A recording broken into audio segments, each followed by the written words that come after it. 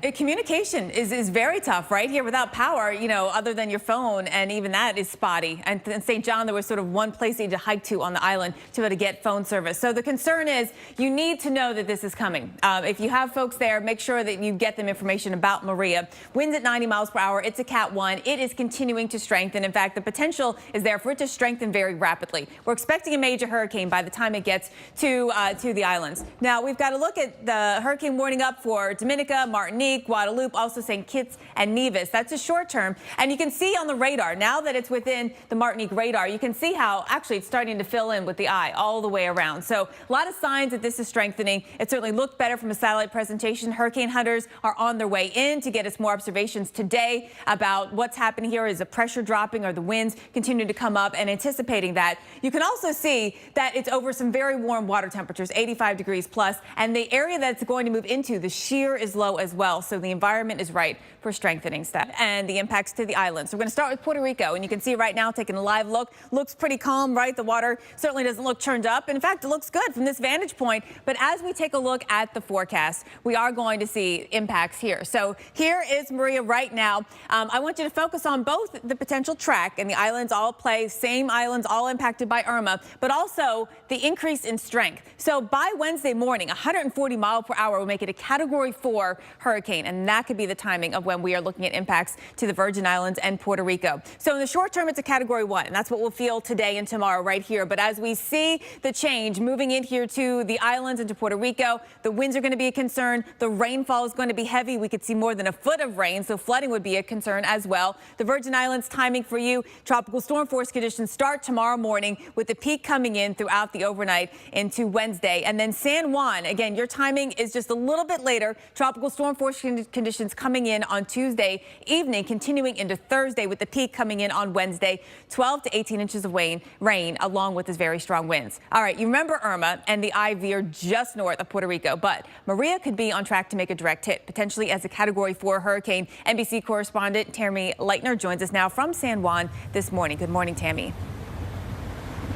Hey, Jen, good morning. Yes. All right. So let's take a look at the tropics. We want to do something we call a tropical replay, which is where we look back at some analogs to a current system. So we're going to take Maria where it is right now and show you some other storms that were in the same point in history. Let's bring out our tropical replay, and I'll show you what I'm talking about. We're going to, look at systems that were within a 50-mile radius of where Maria is right now. So the latest is 14.6, 59.5, and there have been 21 other systems that came through this exact location. And we go back to 1950 in our records. So 21 different storms. We're going to pull out 2 of them, actually, that are interesting. Now, we know that just because something happened before doesn't mean it's going to happen again. But looking back allows us to see some options of what could potentially happen in the future. We look at Hurricane Betsy first, back to 1965, which peaked at a Category 4. Now, this became a powerful hurricane. In its beginning lifespan, it did affect the islands, but that wasn't the most significant part of its life, actually. It made a loop-de-loop, and it came back, and it actually affected the Florida Keys, significant surge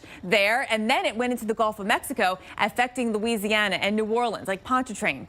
All right, so then we want to bring in Hurricane David, 1979, and if you've been watching us, we were talking about Hurricane David as an analog at one point for Irma as well. Hurricane David was a Category 5. It peaked at 175 miles per hour. In fact, it hit the DR, the Dominican Republic, as a Category 5, the only Cat 5 landfall in the 20th century for them, killing over 2,000 people. It was a significant force through the islands, affecting Puerto Rico, affecting the Virgin Islands as well. Again, that was David in 1979, and then it impacted Florida and made an inland track over the U.S. Now, will Maria follow either of these tracks? No, actually, it's going to take its own path.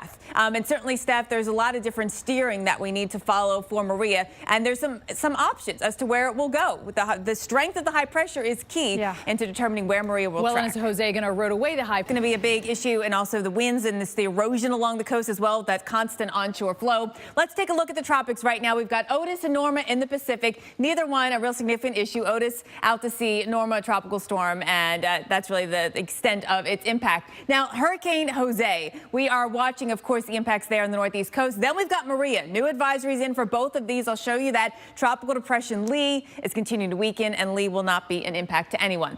Jose first up. Cat 1, new advisories in. Winds are still at 85 miles per hour. There's been no change. Hurricane hunters have been investigating this, so they're keeping it as a Category 1 hurricane for now. And you can see in terms of impacts, tropical storm force winds are going to be the main impact. This is Jose's wind estimation, and you can see from 30, 40, maybe even 50% chance that we will get tropical storm force winds right here into the southern New England coast, Long Island, the Jersey Shore as well. Tropical storm force winds here. Hurricane force winds, if there are any by the time it gets closer to that location, are going to remain offshore. So that's the good news with the impacts to the coastline. In terms of timing, potentially later tonight, but I think more likely into tomorrow, we'll feel some of those tropical storm force conditions. Again, gusty winds in excess of 40 miles per hour. You can already see some of the high clouds there right along the coastline. But we go from Jose to Maria, and Maria is a very concerning hurricane. It is ramping up very quickly. The new advisory now brings it to 110 miles per hour, Category 2 now. So it's jumped up.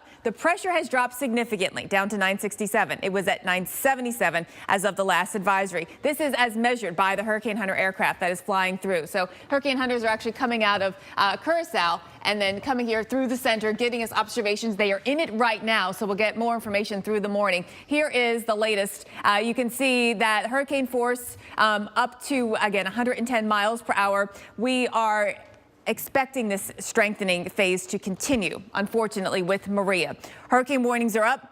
Dominica, Martinique, Guadeloupe, also St. Kitts and Nevis, and then the hurricane watch is up here, and in particular the Virgin Islands and Puerto Rico. The timing for you is Tuesday into Wednesday. There is not much time left. Today is the day to make sure that you are ready for this. We're expecting the track to go through the Northern Islands, and then after that, there is uncertainty about where it's going to track. The Bahamas could be in play. Certainly, first up, the DR could be in play, and then how the impacts will be in the lower 48. There's still a lot of unknowns. We need to know what's going to happen to the high pressure off to the north. How strong will it be? Will it actually help curve Maria up and out to sea, or will it get pulled in closer to the coast? And there's also the potential impacts with what's left of Jose at this point. Could there be a little Fujiwara dance?